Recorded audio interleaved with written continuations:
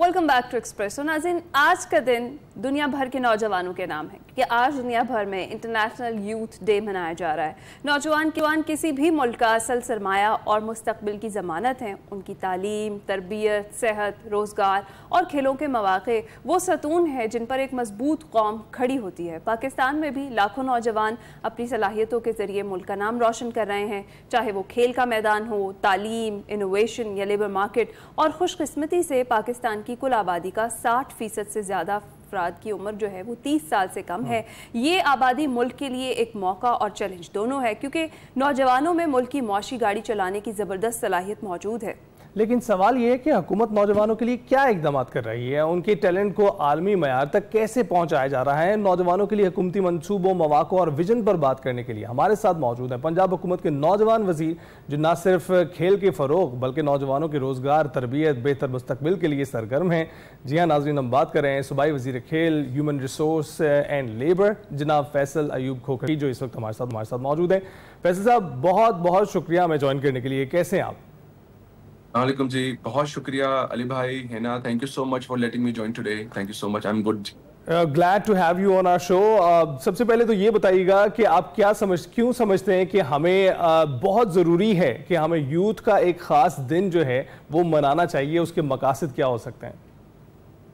देखें जी, आपने खुद ही कहा कि जो यूथ है वो एक कौम की, हम कहते तो हैं, रीढ़ की हड्डी होती है। लेकिन कैसे होती है कि मेरे लिए जो 60% जो आबादी यूथ है वो सिर्फ वो लोग नहीं है जिन्होंने हमारे साथ से इस्तेमाल करने, जिन्होंने खाना है, बल्कि हमारी यूथ वो चीज़ है जो मैं समझता हूँ कि बाजू हैं जिन्होंने इस मुल्क और कौम को आगे लेकर चलना है। ऑलवेज आई हर्ड के मैं समझता था कि जो हमारे मुल्क की जो हमारी यूथ है वो बाकी मुल्कों की निस्बत वो अंडर यूटिलाइज्ड भी है, अंडर टैलेंटेड भी है, लेकिन that was all wrong. Pakistan की और पंजाब की यूथ बहुत टैलेंटेड थी। जब मैं वजीर खेल बना, वजीर लेबर बना, तो मैंने देखा कि यहाँ पर टैलेंट तो पंजाब में बहुत मौजूद है, लेकिन इनको मौके नहीं मिल रहे। अगर हम बात करें दो शोबों की, एक वो शोबा है जो स्कूल के अंदर हमारी यूथ है।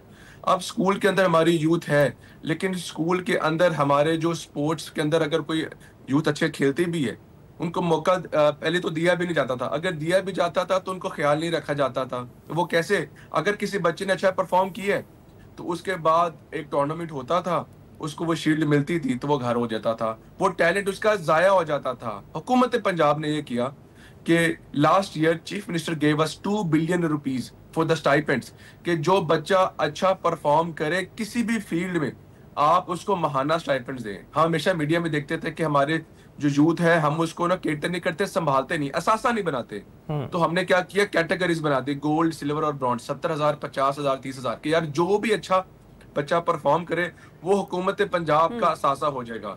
अब हमने उनको अपना असासा बनाना स्टार्ट कर दिए। उसके बाद हमने क्या किया कि इंफ्रास्ट्रक्चर मौजूद नहीं था, अगर था तो बहुत बेरौनकी में था।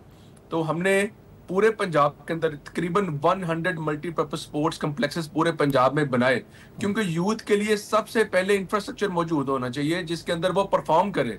उसके अलावा ये वाली सारी यूथ तो देखें कि स्पोर्ट्स की तरफ मैं ले गया, लेकिन वो वाली यूथ जो यूनिवर्सिटीज के अंदर थी उनको भी मौके दिए। हमने खेलता पंजाब गेम्स करे जिसके अंदर 1,20,000 एथलीट्स ने पार्टिसिपेट किया। That is a big number. Exactly, बहुत बड़ा कारनामा है ये। चीफ मिनिस्टर की पिंक गेम्स कराई। खवातीन को कभी मौका नहीं मिलता था कि लदा platform. CM first games were held last year, 1300 बच्चे ने पार्टिसिपेट किया, बच्चियों ने। इस साल 3000 students are participating, female students 3। इसका मतलब है कि पंजाब के अंदर 3000 एथलीट्स मौजूद है जो कि पाकिस्तान का नाम रोशन करना चाहती है। और यूथ वो यूथ है जो कि यूनिवर्सिटी से ग्रेजुएट होने लगी है। अब उनको एक फिक्र है कि हमने जो पैसा अपने माँ बाप ने मेरे पे लगाया, अब मैंने उसके लिए क्या करना क्या है। उसको ये फिक्र नहीं है कि मेरी खुशी नहीं हो रही इसको कि मैं ग्रेजुएट हो रहा हूँ, उसको परेशानी हो रही है कि मुझे नौकरी कैसे मिलनी है।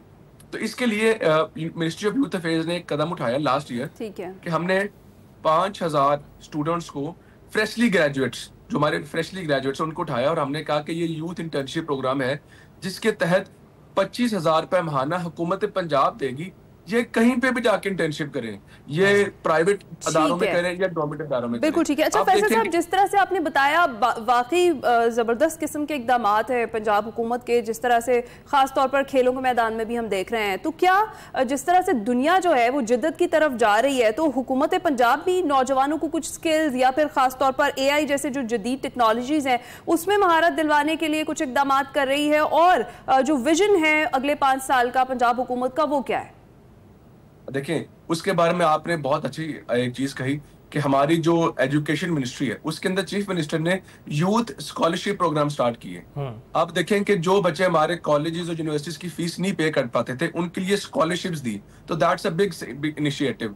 उसके अलावा हमारी मैट्रिक वगैरह जो होती थी, हमारी एजुकेशन वो बेसिक्स में होती थी, या तो आर्ट्स में होती थी या तो साइंसेज में होती थी, लेकिन हमारी टेक्नोलॉजी के अंदर थे ही नहीं, हमारे पास ये स्किल्स के प्रोग्राम्स ही नहीं थे।